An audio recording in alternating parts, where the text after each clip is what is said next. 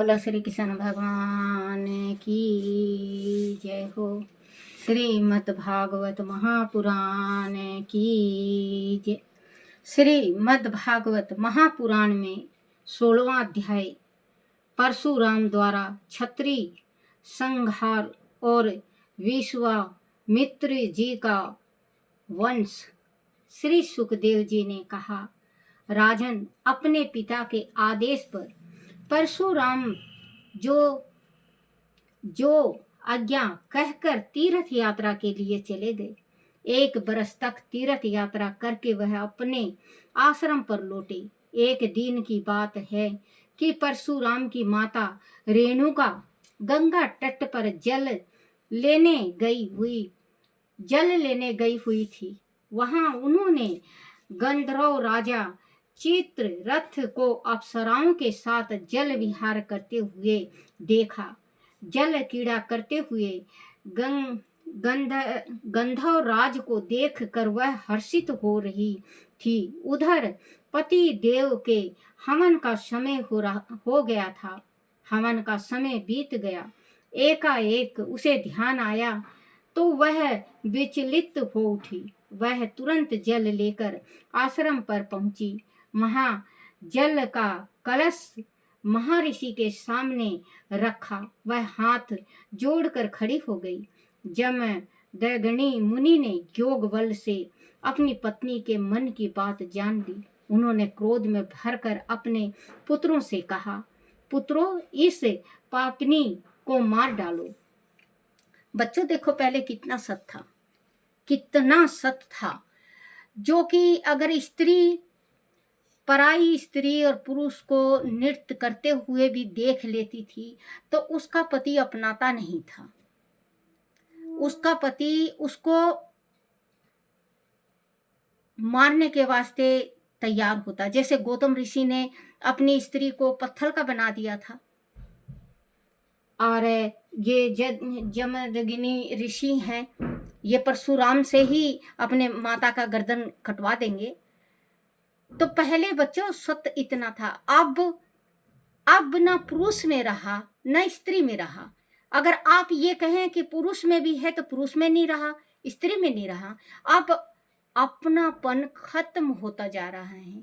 अपनापन कहीं कहीं 100 में 10 घर ऐसा होगा बच्चों, अब भी हैं, सती भी हैं, कन्या भी सत्य पे हैं, गौ भी अपने सत्य पे हैं, पुरुष भी अपने सत्य पे है, स्त्री भी अपने धर्म पे हैं। अब भी है, लेकिन धीरे धीरे घटता ही जा रहा है।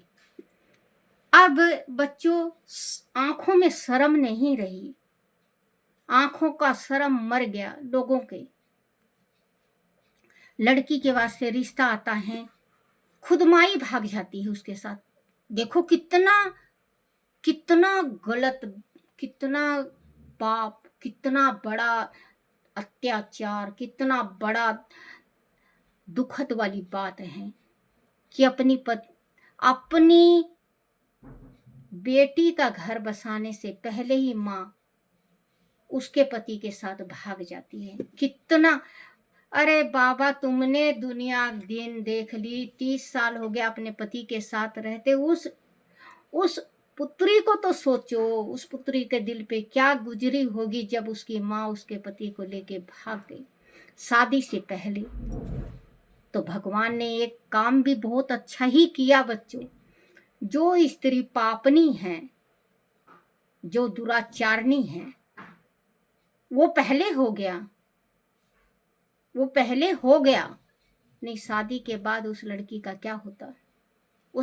क्या होता? जीवन खराब था। तो कहते हैं बच्चों, सत्य बहुत कम रहा, सत्य नहीं रहा, अपनापन नहीं रहा, अपनापन खत्म हो चुका है। महर्षि के सामने रख कर वह हाथ जोड़कर खड़ी हो गई। जमदग्नि मुनि ने योग बल से अपनी पत्नी के मन की बात जान ली। उन्होंने क्रोध में भरकर अपने पुत्रों से कहा, पुत्रों, इसे पापनी को मार डालो। उस समय वह क्षमा उस समय वह क्षमा की बात को भूल गए, परंतु उनके चारों पुत्रों ने उनकी आज्ञा स्वीकार नहीं की। पांचवें पुत्र परशुराम उस समय वन में गए हुए थे। जब वह वापस आए तो जमदग्नि मुनि ने परशुराम से भी यही कहा, राम, इसे दुष्टा का सिर धड़ से अलग कर दो। परशुराम पिता के आज्ञाकारी पुत्र थे। उन्होंने कारण पूछे बिना ही अपने फरसे से अपनी माता का सिर काट डाला।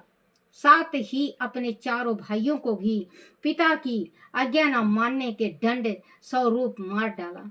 इसका एक कारण यह भी था कि वह अपने पिता के योग और तपस्या के प्रभाव को अच्छी प्रकार से जानते थे, क्योंकि परशुराम को पता था और माता का जिस टाइम शीश काटा परशुराम, तो चारों पुत्र देख रहे थे कि मेरे छोटे भाई ने सिर माता का गर्दन से अलग कर दिया। तो उनको भी मारने का एक कारण ये था कि अगर भाई जीवित रहेंगे और माँ को मैं जीवित करूँगा, पिताजी से कह के करवाऊँगा, तो ये चारों भाई कहेंगे कि परशुराम ने आपका गर्दन काटा था, तो घर में कलह होगा। इस वजह से उन्होंने चारों भाइयों का और माता का गर्दन, पहले माँ का काटा, फिर चारों पुत्रों का, भाइयों का गर्दन काट डाला कि मेरे पिता श्री में इतनी सिद्धि और शक्ति है कि मेरी माँ को जीवित और मेरे भाइयों को जीवित कर डालेंगे। अब सुनना, उन्होंने कारण पूछे बिना ही अपने फरसे से अपनी माता का सिर काट डाला। साथ ही अपने चारों भाइयों को भी पिता की आज्ञा न मानने के दंड स्वरूप मार डाला। इसका एक कारण यह भी था कि वह अपने पिता के योग और तपस्या के प्रभाव को अच्छी प्रकार से जानते थे। परशुराम के इस कृत्य से जमदग्नि मुनि बहुत प्रसन्न हुए। उन्होंने कहा, पुत्र, तुम्हारी जो इच्छा हो वर मांग लो। परशुराम ने कहा, पिताजी, मेरी माता और सब भाइयों फिर से जीवित हो जाएं। साथ ही इन्हें इस बात की स्मृति भी ना रहे, इस जो मैंने पाप किया था उस बात की मेरे भाइयों को और मेरी माँ को स्मृति ना रहे कि मैंने इनको मारा था। परशुराम ने कहा, पिताजी, मेरी माता और सब भाई फिर से जीवित हो जाएं। साथ ही उन्हें इस बात की स्मृति भी ना रहे कि मैंने इन्हें मारा था। परशुराम के ऐसे कहते ही जमदग्नि मुनि ने अपने तपोबल से सभी को जीवित कर दिया। परशुराम इससे बहुत प्रसन्न हुए। सहस्त्र बाहु के जो लड़के पिता के सामने सहस्त्रबाहु के जो लड़के पिता के मरने के बाद भाग गए थे, उनके मन में पिता का मौत का बदला लेने की आग अभी तक धधक रही थी और वह अवसर की तलाश में थे। एक बार जब परशुराम अपने भाइयों के साथ वन में गए हुए थे तो उन्हें अवसर मिल गया। वह सहस्त्र बल के साथ आश्रम जा पहुंचे और यज्ञ करते हुए जमदग्नि ऋषि को उन्होंने मार डाला। परशुराम की माता रेणुका की पुकार भी उन्होंने नहीं सुनी। वह बालपूर्वक जमदग्नि मुनि का सिर काट कर ले गए। रेणुका रोती कलपती अपने पुत्र के आने की बाट जोहती रही। कुछ देर बाद परशुराम अपने भाइयों के साथ जब आश्रम पर आए और उन्होंने वहां का कांड देखा तो वह क्रोध में अंगारा बन गए। उन्होंने विलाप करते हुए पिता का शव दह संस्कार के लिए अपने भाइयों पर छोड़ दिया और स्वयं क्षत्रियों का संहार करने का संकल्प कर डाला। परीक्षित परशुराम क्रोध में भरकर महिषामती पहुंचे और उन्होंने सहस्त्रबाहु के पुत्रों को मारकर उनके सिरों का एक ऊंचा पहाड़ महिषामती के बीच में खड़ा कर दिया। उन क्षत्रियों के रक्त से वहां एक नदी बह नकली। उसे देखकर ब्राह्मण द्रोहियों का हृदय कांप जाता था। परशुराम को सभी क्षत्रिय लोभी और अत्याचारी लगने लगे थे। इसीलिए उन्होंने क्षत्रियों का वंश नाश करने के लिए 21 बार धरती को क्षत्रिय विहीन कर दिया। कुरुक्षेत्र में क्षत्रियों के रक्त से 5 बड़े तालाब बन गए थे। परशुराम ने अपने पिता का सिर, ये जो 21 बार परशुराम जी ने 21 बार क्षत्रियों को जब धरती से बिल्कुल मिटा दिया, तो बच्चों ये कुरुक्षेत्र में 4 तालाब बनी हैं। इनके रक्त से, क्षत्रियों के रक्त से 4 तालाब बना हुआ है। द्रोही का हृदय कांप जाता था। परशुराम को सभी क्षत्रिय लोभी और अत्याचारी लगने लगे थे। इसीलिए उन्होंने क्षत्रियों का वंश नाश करने के लिए 21 बार धरती को क्षत्रिय विहीन कर दिया। कुरुक्षेत्र में क्षत्रियों के रक्त से 4 नहीं बच्चों 5 है, 5 बड़े तालाब बन गए थे। परशुराम ने अपने पिता का सिर लाकर उसे फिर से धड़ से जोड़ दिया था और विधि विधान के अनुसार उनका देह संस्कार किया था। इसके बाद यज्ञ करके वह सभी पापों से मुक्त हो गए थे। ब्रह्मा नदी सरस्वती पर ब्राह्मणों ने उनका बड़ा सम्मान किया था और उन्हें भगवान का पद प्रदान किया था। उनके बाद वह शक्ति के लिए महेंद्र पर्वत पर तपस्या करने चले गए थे। सिद्धों, गंधर्वों और चारणों ने उनके चरित्र का मधुर स्वर से जय गान किया था, जो आज तक गाया जाता है। बोलो श्री कृष्ण भगवान की जय। राजसी विश्वामित्र। परीक्षित महाराज गांधी के पुत्र विश्वामित्र अग्नि के समान तेजस्वी थे। उन्होंने अपने तपोबल से क्षत्रिय धर्म का परित्याग करके ब्रह्मदत्त प्राप्त किया था। विश्वामित्र जी के 100 पुत्र हुए। उनका एक पुत्र मधु छंदा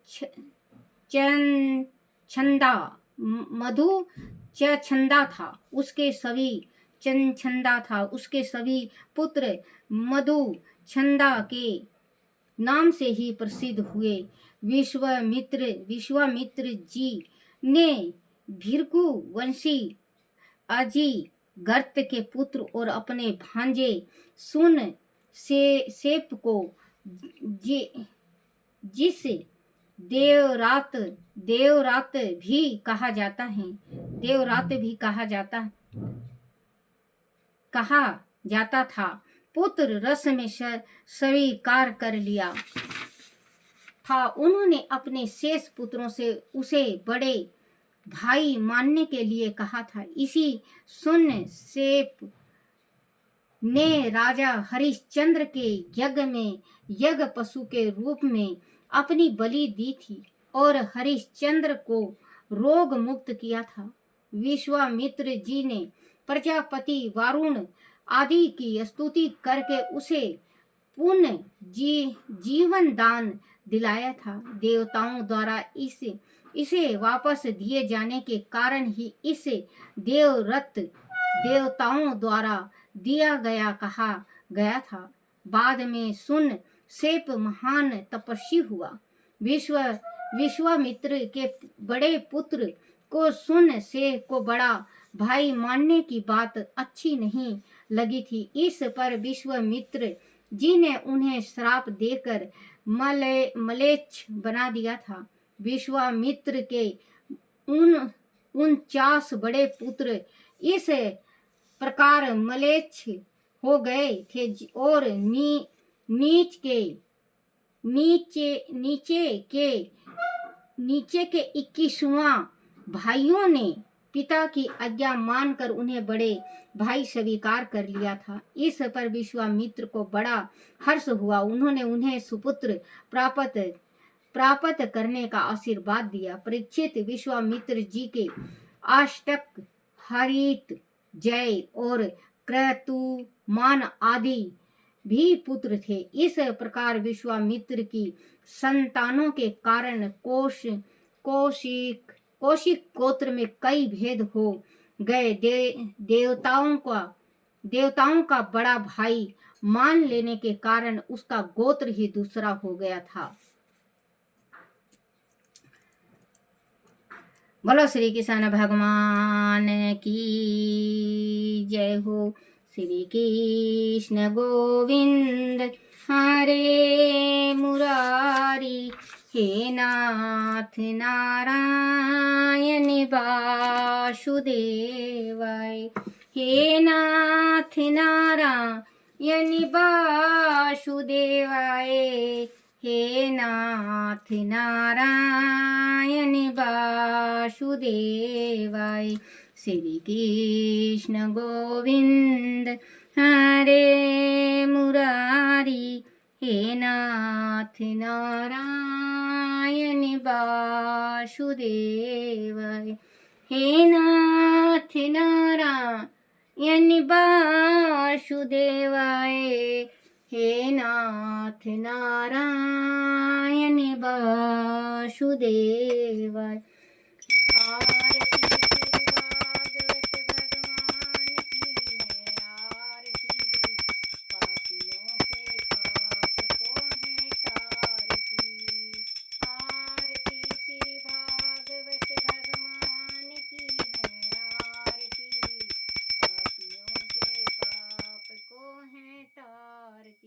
बोलो श्री कृष्ण भगवान की जय हो। अपने अपने माता पिता की जय हो। अपने अपने गुरुदेव महाराज की जय हो। हे मेरे कान्हा, हे मेरे बंसी वाले, हे मेरे गिरधर, हे मेरे खाटू श्याम, मेरे से कोई भूल हो जाए, गलती हो जाए, कोई टूटी रह जाए, मुझे क्षमा करना, क्षमा करना, क्षमा करना। बोलो श्री कृष्ण भगवान की जय। छोटे से लड्डू गोपाल की जय हो। बिलनी के बेरे सुदामा के तुंगल, बिलनी के बेरे सुदामा के तुंगल, रुचे रुचे भोग लगावे श्रीमन नारायणी नारायणी नारायणी, भजमन नारायणी नारायणी नारायणी। दुर्योधन के मेवे त्यागत रामा, दुर्योधन के मेवे त्यागत रामा, भूख लगी जब उठ कर भागत रामा, शाग भी दूर घर रुच रुच खायो रामा, साग भी दूर घर रुच रुच खायो रामा। ब्राह्मण घर का रूखा सूखा भोग मोहन, ब्राह्मण घर का रूखा सूखा भोग मैया, रुच रुच भोग लगावे मेरे लड्डू गोपाल, रुच रुच भोग लगावे मेरे खाटू श्याम, सा भोग लगाओ मेरे लड्डू गोपाल, सब अमृत बन जाए श्रीमन नारायण नारायण नारायण, भजमन नारायण नारायण नारायण। लड्डू रे गोपाला दीन दयाला, तुम सबके हितकारी, लड्डू तुम सबके हितकारी, लड्डू रे गोपाला दीन दयाला, तुम सबके हितकारी, लड्डू तुम सबके हितकारी।